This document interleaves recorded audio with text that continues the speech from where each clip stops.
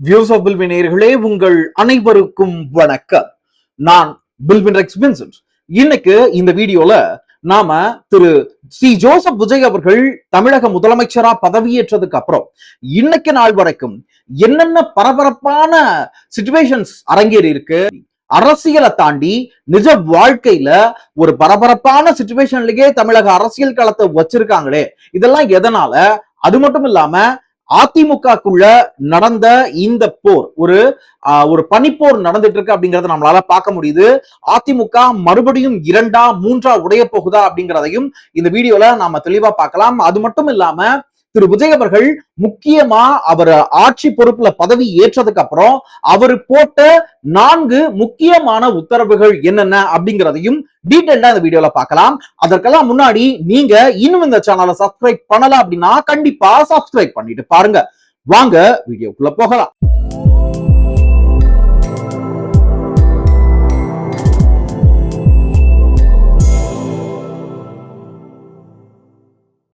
உப்பக்கம் நோக்கியும் உயிராற்றல் மிக்கதாய் எப்பக்கமும் மக்கள் அறம் காக்க துணிந்தவனே தலைவன். ஆமாங்க, இந்த வார்த்தைகளை உண்மையாக்குற மாதிரி திரு விஜய் அவர்கள் 2026 தேர்தல்ல போட்டியிட்டு மிகப்பெரிய வெற்றி அடைஞ்சிருக்காரு. அந்த வெற்றி மக்கள் அவரை எவ்வளவு நேசிக்கிறாங்க அப்படிங்கிறத வெளிப்படுத்துற விதமா இருந்திருக்கு.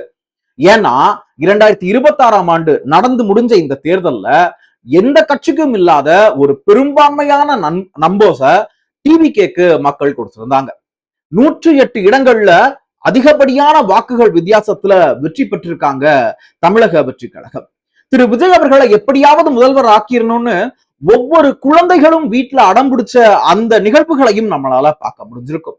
அதெல்லாம் தாண்டி 108 இடங்கள்ல திரு விஜய் அவர்கள் ஜெயிச்சிருந்தாலும் பெரும்பான்மையை நிரூபிக்க 118 இடங்கள் வேணும். அதாவது ஆட்சி அமைக்க 118 இடங்கள் வேணும்.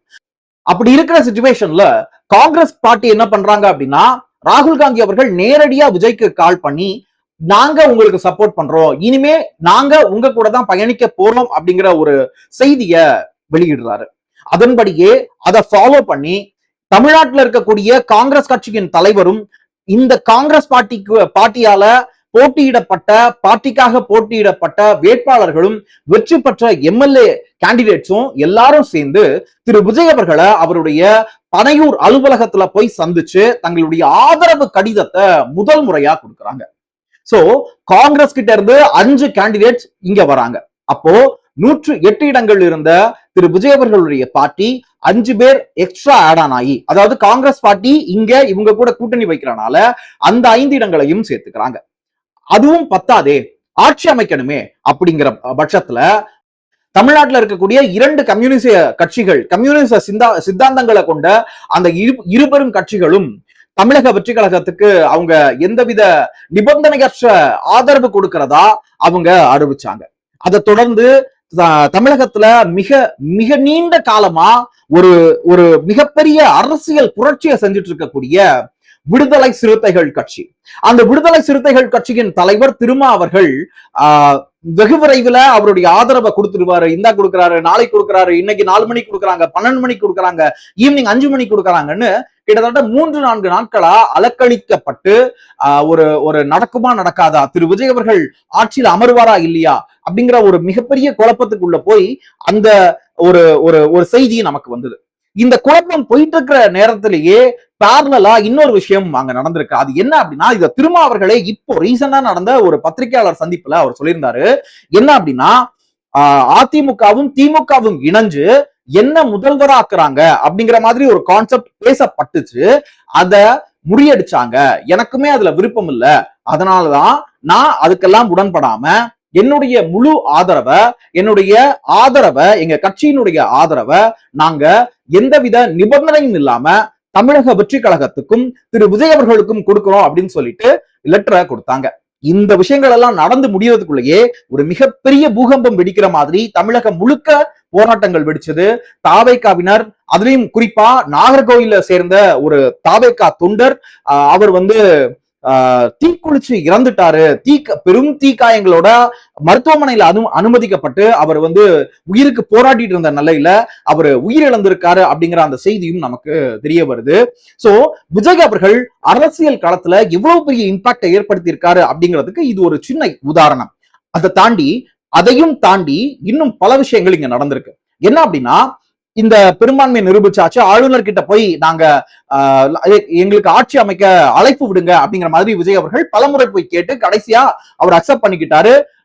கூட்டணி கட்சிகளுடைய தலைவர்கள் சேர்ந்து போய் எங்களுக்கு ஆட்சி அமைக்க அதிகாரம் இருக்கு, எங்களை அழைங்க அப்படிங்கிற மாதிரி ஒரு விஷயத்த பண்ணி ஆல் த சடனா அடுத்த நாளே திரு விஜய் அவர்கள் பதவியேற்று முதல்வரா தமிழக மக்களுக்காக ஒரு 3 கையெழுத்த, ஒரு மிகப்பெரிய ஒரு மாற்றத்தை உருவாக்கக்கூடிய 3 கையெழுத்த அந்த ஸ்டேஜ்ல, நேரு ஸ்டேடியம்ல மக்கள் எல்லாரும் முன்னாடியும் வச்சு அவரு கையெழுத்த போட்டாரு.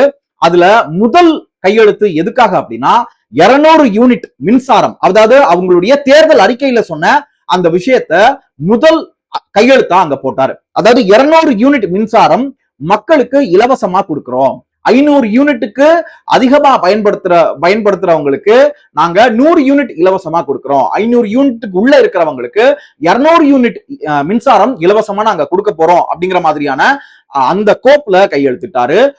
அதுக்கப்புறம் சிங்க பெண்கள் அப்படிங்கிற மாதிரியான பாதுகாப்பு படைய பெண்களுக்கு எதிரான பாலியல் குற்றத்துல ஈடுபடக்கூடிய அந்த குற்றவாளிகளை உடனுக்குடன் தண்டிக்கணும், உடனுக்குடன் அவங்களுக்கு தேவையான சப்போர்ட்டை நாம கொடுக்கணும், பெண்களுக்கு சப்போர்ட் கொடுக்கணும் அப்படிங்கிற அந்த ஒரு நோக்கத்துல சிங்க பெண்கள் பாதுகாப்பு படை அப்படிங்கிற மாதிரி ஒரு ஒரு போர்ஸை உருவாக்குறாரு. அதுக்கும் அவரு 2வது கையெழுத்தா அந்த கையெழுத்தை போடுறாரு.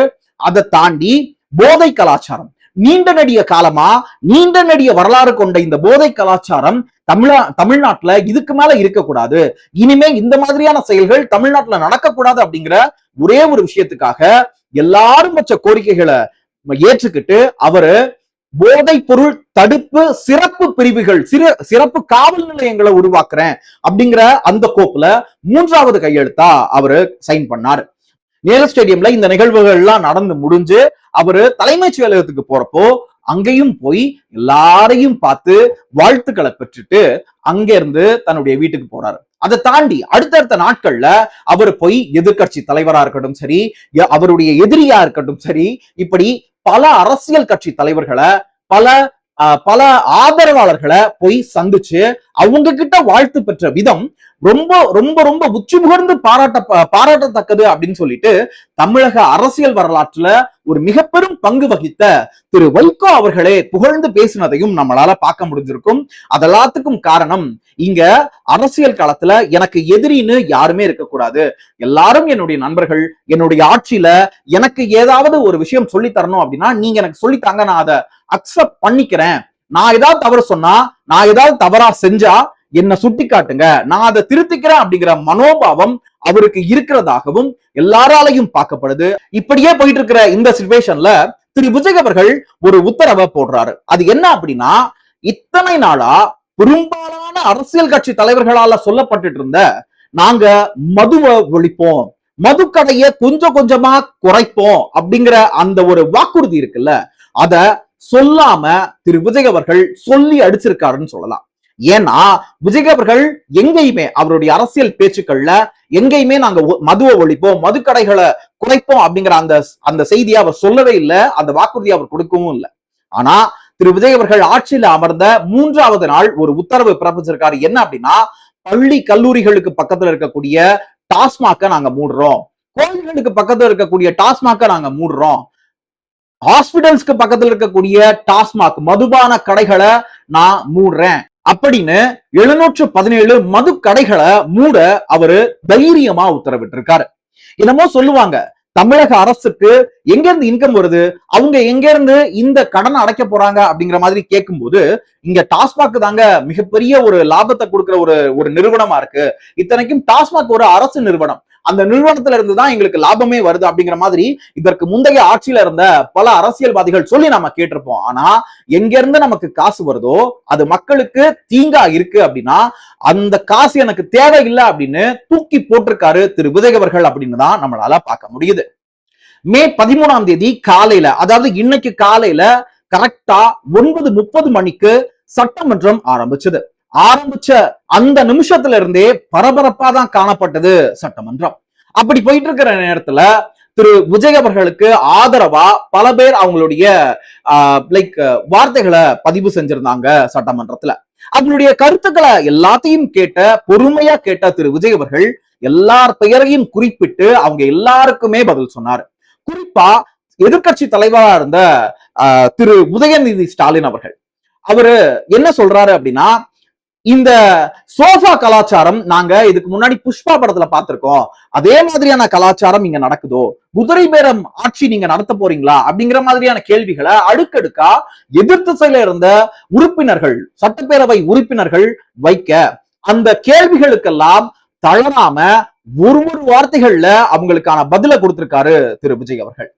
இந்த கன்னி பேச்சிலேயே அவரு இவ்வளவு தெளிவான பதில்களை கொடுக்கிற அந்த ஒரு முதல்வரை நம்மளால பார்க்க முடியுது.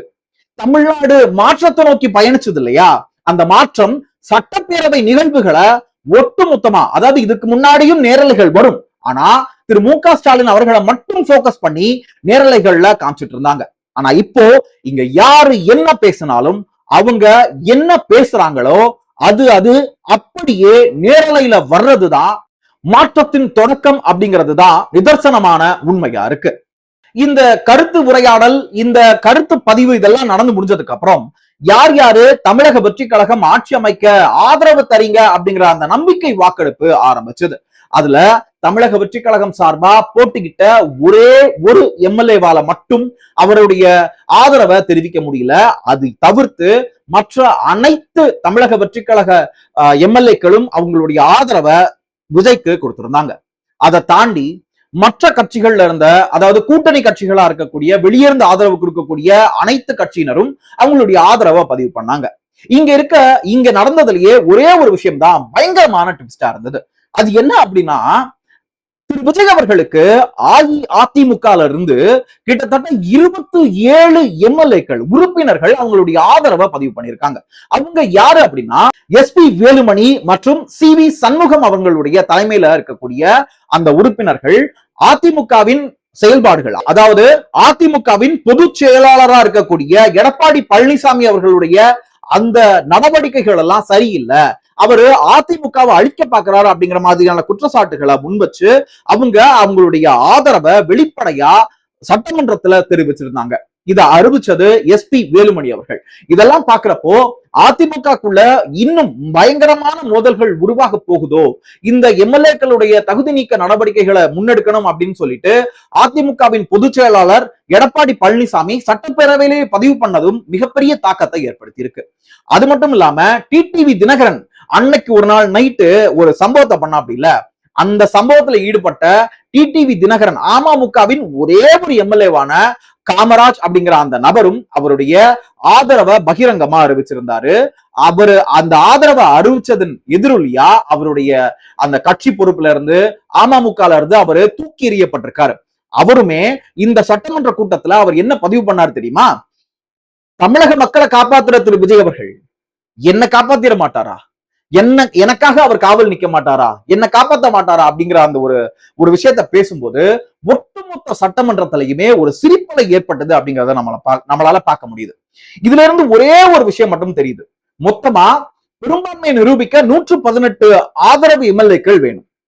இங்க திரு விஜய் அவர்களுக்கு இன்னைக்கு நடந்த அந்த நம்பிக்கை வாக்கெடுப்புல 144 எம்எல்ஏக்கள் அவருக்கு ஆதரவா அவங்களுடைய வாக்க செலுத்தியிருக்காங்க, ஆதரவை தெரிவிச்சிருக்காங்க அப்படிங்கிறத நம்மளால பார்க்க முடியுது.